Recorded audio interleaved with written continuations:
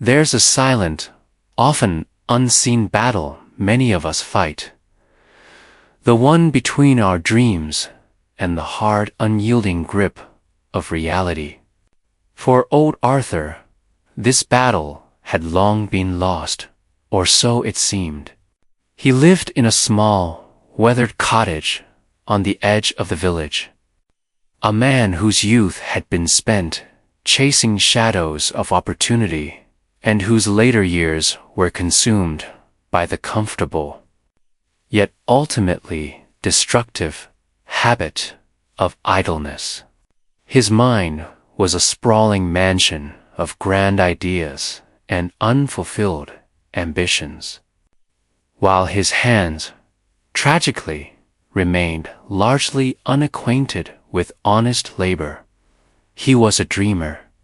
Yes, but a dreamer who never quite woke up to the necessity of action.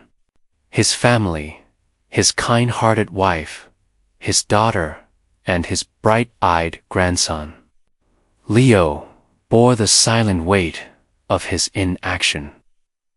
They lived on the precipice of poverty, their days marked by meager meals and the constant, gnawing worry of what tomorrow might bring. But even the most stubborn of dreamers can be jolted awake by a truth too stark to ignore. For Arthur, that harsh awakening came when the laughter of his grandson grew thin, replaced by the hollow ache of hunger.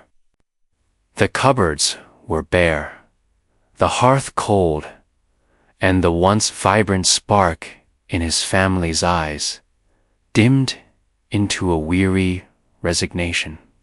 It was a reality so brutal, so undeniable, that it finally shattered the comfortable illusion he had built around himself. With a heavy heart and a newfound, desperate resolve, Arthur began to work. He took on any odd job he could find, mending fences for a farmer, chopping wood for a neighbor, sweeping the village square. His old creaking bones protested.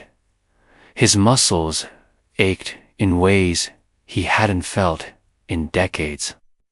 But the image of Leo's hungry face spurred him on.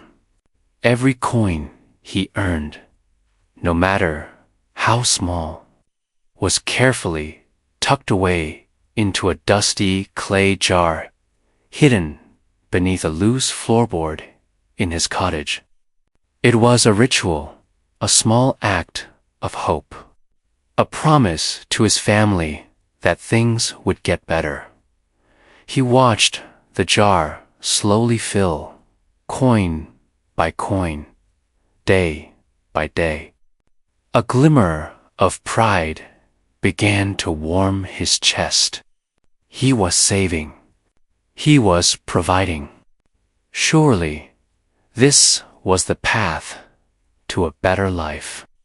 But as the months turned and the jar grew heavier, a chilling realization began to creep in. Despite his diligent saving, their lives weren't improving as he'd hoped. The prices at the market seemed to rise faster than he could fill his jar. A loaf of bread that cost a few pennies last month now cost more. The world kept turning. Inflation nibbled away at his hard-earned savings, and his carefully hoarded money, though growing in quantity, seemed to shrink in its ability to truly change their circumstances. He had money, yes, but it was stagnant, a dormant pool that was slowly evaporating under the relentless sun of daily expenses and rising costs. The jar was full, but their lives remained stubbornly empty of true security. One crisp morning, Arthur sat watching Leo, his grandson, playing in the yard. Leo was chasing after a scrawny hen that belonged to their neighbor. Mrs. Gable. Mrs. Gable, a widow with no less struggle than Arthur, always seemed to have a steady supply of eggs and even a few extra coins from selling her surplus. Arthur then looked around at the other homes in the village. Many families, even those with little land, managed to thrive by cultivating small gardens or raising a few animals. They weren't just saving. They were growing.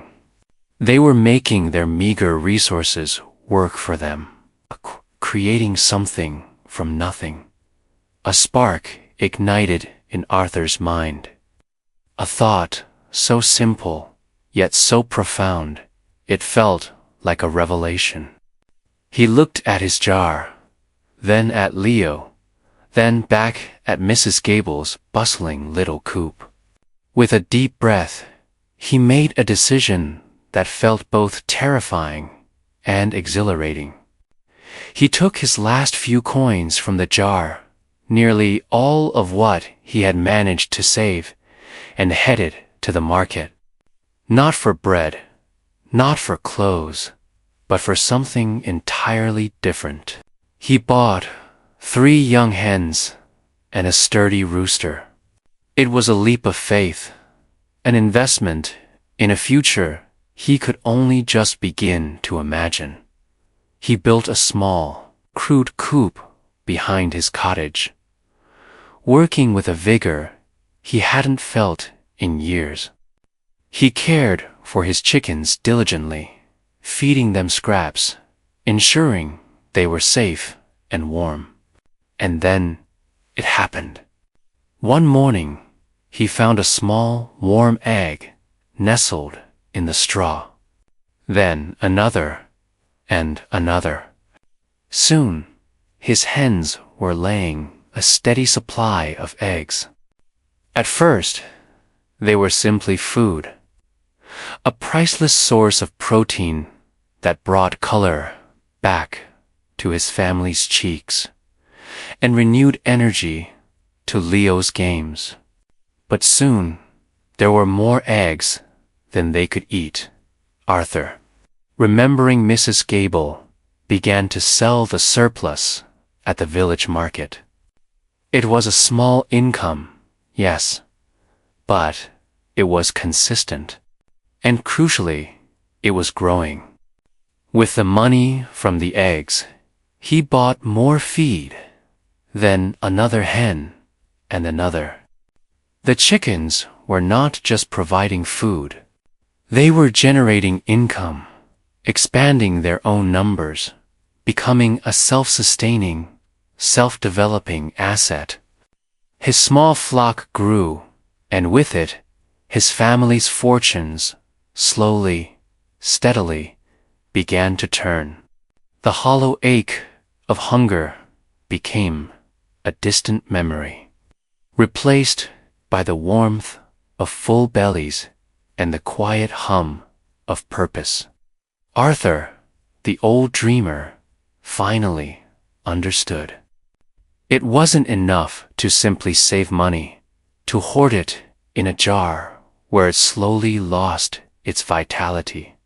True prosperity, true security, came from making that money work, from planting it like a seed and nurturing it into something that could grow and multiply.